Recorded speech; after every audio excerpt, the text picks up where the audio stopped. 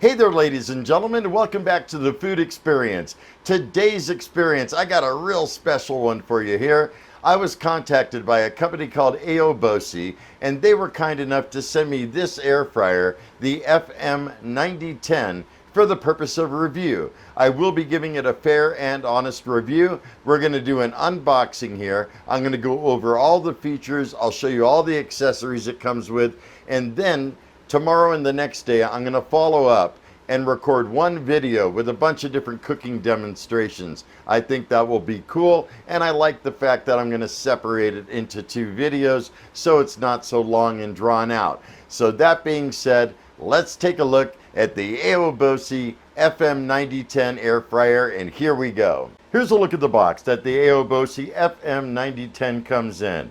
You have some of the specifications, picture of the device. Here's a look at one of the sides of the box. You'll see model FM9010. All right, let's go ahead and open it up.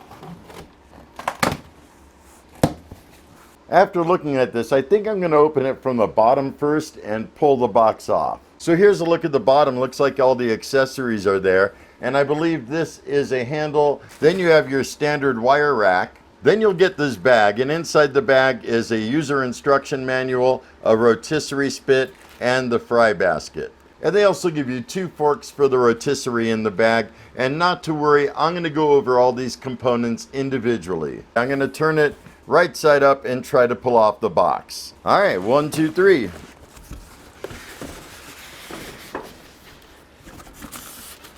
Box came off pretty easily. Styrofoam here is a little bit broken, but it doesn't look like anything has been harmed. It could have even been when I pulled off the box, hard to say. There is some tape holding all of this together that you'll have to remove. Then I should be able to slide off the styrofoam. And there also is a drip pan on the bottom, I could see. There we go. And that's to catch all your grease and stuff. You could also probably use this as a baking tray. And again, I'm going to go over all these parts individually as we are using the product. That's what the drip pan baking tray looks like. It's all black. All right, I removed the plastic and the rest of the styrofoam. All right, let's go ahead and turn this bad boy around. And that's what we're looking at right now. And there is some tape that you need to remove that holds the door closed. Going to go ahead and remove all those little strips. There's also a protective film covering the display and buttons. Going to remove that. Now the door should open. The door has a nice feel to it, actually. It feels like it moves in stages. Like you can feel it click here. You can leave it partly ajar. Next step, and then all the way down. That's really nice. I kind of like that. I think that's a nice idea. There's also some foam inside right under the heating elements. And there is your crumb tray. Crumb tray comes out really easily. It has a nice lip on it. Looking inside on the bottom, there are 2 heating elements, one in the back, one in the front. And there are also different tray positions that you could put racks or trays or the fry basket or whatever you like. If you notice in the far back, it's not exactly flat. It has these kind of like triangular little things that poke out, and I'm not sure if that is to deflect heat. Could very well be. And on the top there are 4 different heating elements as well as the fan. Let's see if I could tip it sideways or something to show you. It's kind of hard to show you, but if you notice there are 4 different heating elements, and there is a fan right behind those heating elements, a rather large fan in fact. Also inside you will find holders for the rotisserie spit. There's one on this side and one on the other side.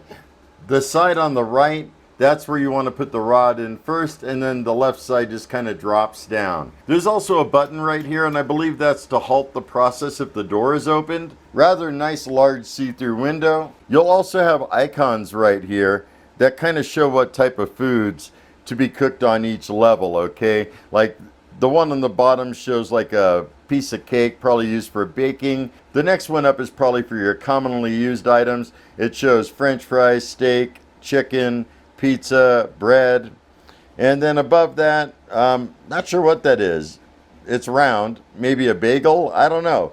And maybe a tomato. I'm thinking that's like maybe for dehydrating. On the side of the device, you'll see ventilation at the top and along the bottom, a lot of ventilation. There's also kind of a handle that's recessed in here, probably making it easy to carry, although I will say it is pretty lightweight, but not totally lightweight. It definitely has some substantial weight to it. Here's a look at the back side of the device. You're going to have an Aobosi Air Fryer Oven, model FM9010. There's some cautionary notes about getting shocked and whatnot. Just be careful, just like you would any appliance, and it has manufacturing information below that.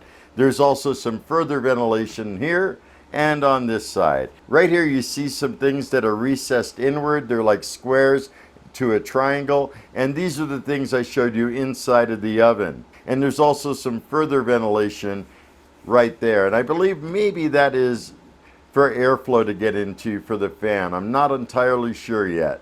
Going over the front, you're going to have a function dial. You're going to have a button that controls the time and temperature. There is a fan button. First I've seen of this. You have two different fan speeds that you can select from. There is your display screen, there's a power button, and there's also a light button, and next to that is a time temperature dial. Looking in the user manual, it's pretty cool. They have different functions. So you got French fry, pizza, bagel, toast, rotisserie, bake, and air broil. And I think there's some on the next page as well. Yeah, you got warm, air roast, and dehydrate. And each one of them, they say the default temperature, default time, default fan speed, accessory suggested, and the suggested position. So next I'm going to connect this to an outlet and plug it in. It does come with a rather short cord, so you'll have to locate this near to an electrical outlet. I'm not sure yet because I haven't looked at the manual in depth, but usually these companies want you to plug this into a dedicated outlet and not an extension cord. If you are going to use an extension cord, if you ultimately have to, make sure it has a high amp rating. I'm going to go ahead and put the crumb tray back in, and it just slides right under the elements and into place like that. And it really won't slide out on its own. I like that design, it's pretty cool. So let's go ahead and close it back up. I also want to let you know, when using air fryers, they specifically tell you not to coat any of the accessories with aluminum foil. It's not just this one. I have two other air fryers. Same thing applies. You also want to make sure that the air fryer is at least like 2 to 4 inches away from a wall. And that could be why they have that thing on the back. That way you're not able to put it right up against a wall. That actually makes good sense. So I'm going to go ahead and plug it into this extension cord. It's kind of an outdoor extension cord, and it's meant for high amp applications. So let's go ahead and plug it in. And it kind of beeped, and it says off at the top right here. The first thing they tell you to do before operating this with any food is to do a test run to make sure it burns off any kind of oils that are left in there from manufacturing. So I'm going to go ahead and power it on. These are soft touch buttons. They're not like press in type buttons. You just barely touch them. Comes up to 450 in French fry mode for 20 minutes, and you press power again and it will start the cycle. And we're going to let the 20-minute test continue and make sure everything works properly, and I'll join you back in just a few. All right, it's on 1 minute remaining. It's actually been there for a bit. It should shut off at any moment now. And during this time, I have noticed some manufacturing oil smell. There it goes, 0, and it turned off. But everything seems to be normal at this point. I noticed there is some heat coming from the bottom. It's definitely going to be warm around the sides. It tells you on the top, caution hot surface. You don't want to touch there. But one thing is really nice is this bar is nice and cool. It's not hot at all. Now if I open it up, yeah, there's definitely a lot of heat coming out of that, as there should be. So let's go ahead and close it back up. It really has a nice door. I like the way it seals. And by the way, it does have some kind of a gasket right here, so it makes a good seal, and that way no heat is escaping out from the door area. Next, let's take a look at the functions. We're going to go over the dials, the buttons, and the display screen. To turn the device on, just press the power button. And like I said, they're really soft touch buttons. You will see the temperature and the time. Looking at the icons, we have French fry, bagel, rotisserie, broil, chicken. You'll have fan low and high here. And then there's pizza, toast, bake, warm, and dehydrate. You can press the fan button here to go between low and strong fan. There's also a light button here that will turn on the light inside the oven. Press it again and it goes off.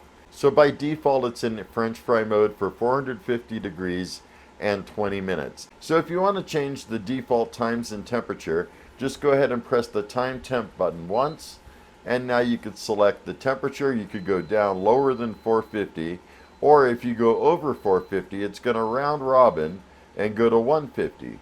That's the coldest that the oven supports. So we'll leave it at 450. Now if you want to change the time, go ahead and press this button twice. It'll start blinking on the time. It's on 20 minutes. You could lessen it or you could raise it. And it only goes up to 1 hour. So you'll notice here 59.1. That's 1 hour, and if you rotate it some more, it goes back to 1 minute. Round robins to 1 minute. So whatever time and temp you want, then go ahead and press the power button and it's going to start that cycle. What I really wish it had was a preheat thing. For instance, while it's heating up, I really think they should leave this French fry icon blinking until it's up to temperature and then have it turn solid.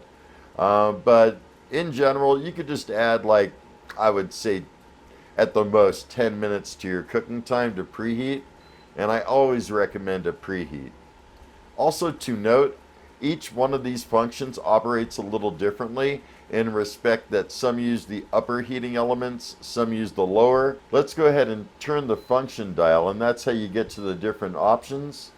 See, it's on rotisserie, broil, chicken, pizza, toast, bake. Now if we leave it on bake and we start a cycle, 325 for 30 minutes, it shows the low speed fan on. Now I could select the high speed fan and it does seem to go on. And I could actually hear it make a difference. And it's really interesting because my other air fryers, if you put it in bake mode, there's no fan action at all. And I believe in bake mode, it's going to activate all the heating elements. But the low fan itself doesn't really blow too strong. It's more of circulating the air, kind of like a convection oven. When you put it up to the high strength fan, that's when it acts more like an air fryer, is what I noticed. Since the cycle is going and it is heating up, you could definitely change the time and the temperature still. You could go ahead and press this button once, goes to the temperature, press it again and it goes to the time. And therefore you can readjust the time, and again it goes all the way up to 1 hour and then it rotates back to 1 minute. So I'm going to go ahead and cancel it. Just press the power button again and it will cancel your cycle. It's really not too clear in the manual which one of these functions operates all the elements or just the top elements. I will notice that in the manual it says with the rotisserie the top 4 elements are used and low fan, but it doesn't really go over that with all of these different functions. And if you notice, as I go through the functions, the time and temperature changes depending on which function. Now if we go all the way over to dehydrate, 140 degrees, 12 hours. So with dehydrate, it lets you select times longer than an hour. And if I want to change that, we could go all the way down to 120 degrees, then it round robins over to 180. So with dehydrate, you could go between 120 and 180. And if you want to set the time differently, default is 12 hours. Wow, we're at 30 hours, folks. That's over 1 day. And I don't think you'll ever need to go that high with dehydrating something. And I'm not so sure how long I want to keep turning this. Just know that it goes a long time. So if I start the cycle, there it goes. And of course you could also change the temp and the time as you could with all the cycles. And the power button is going to stop the operation. Now if I go to rotisserie and I change the temp or the time, it also only goes to 1 hour. So whatever you're going to rotisserie, if it takes longer than an hour, you're going to have to keep an eye on it and kind of bump up the time as it's cooking up to 1 hour. So if a half hour goes by and you need an hour more, at that point you could go ahead and set it back up to an hour and it'll go an hour and a half. I really wish they made it so you could at least go to like 2 hours on each of these cooking cycles. I think it would be cool. In addition to that, I really wish they had a cycle that did not use the fans. Some of them used the slow mode fan and some of them used the fast fan, but none of those options have no fan. So it would be cool if they were to add that as a toggle with this button, but that's not to say it's going to affect the heating or the cooking. It's going to be interesting to find out, because one of the things I intend on cooking in my cooking demonstration video, which will follow this one, is I'm going to try to bake a cake and see how that works. Lastly, let's go over the accessories that come with it. Now, you have the wire rack, and that could be placed in any one of the three positions: lower, medium, or high. And additionally, say if you set it in the middle position, then you put the air fryer basket right on top. And it could slide back quite a bit, or you could leave it more up front. That's totally up to you. I personally would put it right in the middle somewhere. I still have to do some cooking with this to find out what works best, but that's what I know you need to do. Additionally, if you're going to be cooking a steak, they recommend using the bake pan. I'm not so sure I'm going to do it that way, because what's going to happen is the steak's going to be sitting in its own grease all the time, and we're trying to get away from grease by air frying. So what I think I'm going to do is possibly cook the steak right on the wire rack, or possibly in the air fry basket, and then put the bake pan down below to catch all the drippings. That way it protects grease from hitting the bottom heating elements. I think that would be a much better way, but I'm just going to have to do some trial and error with it. When baking a cake or anything like that, they recommend you use the lowermost position. So you just put it in like that. And again, I'm going to try an experiment with that. This tool right here is a rotisserie removal tool. Let me show you how this works. First, you got the rotisserie spit or rod, okay? And then you have these forks that come with it. Now the forks go ahead and attach to the rod. You could space them however far down the rod you need to, depending on the size of what you're cooking. And you could certainly place them so one is on this side of the rod and the other is on the other side of the rod. Or you could have them both on the same side. It really depends on whatever you're cooking, but it has these thumb screws and you want to tighten them to prevent the forks from sliding during cooking, okay? When you're inserting your rotisserie food item, you could do it with the handle, but you could just do it by hand, because you're going to have your food here and you could kind of hold it. And what's really important is there's a rounded side to the rotisserie spit that fits inside the rotating part of the rotisserie on the right hand side. So you position that end in first, and the left side just drops right down. And I don't think I'm going to be running a rotisserie demonstration in my cooking videos this time. I may do it on another future video. But once you're finished and the item is done cooking, you use this handle and you position it right in between these grooves that are cut out on the rod. Just like that. You pull the left hand side up first, right side kind of goes right out, and you remove it just like that. Very simple, easy to use operation. So that concludes my total overview, including unboxing, use of the functions, accessories, and all that stuff.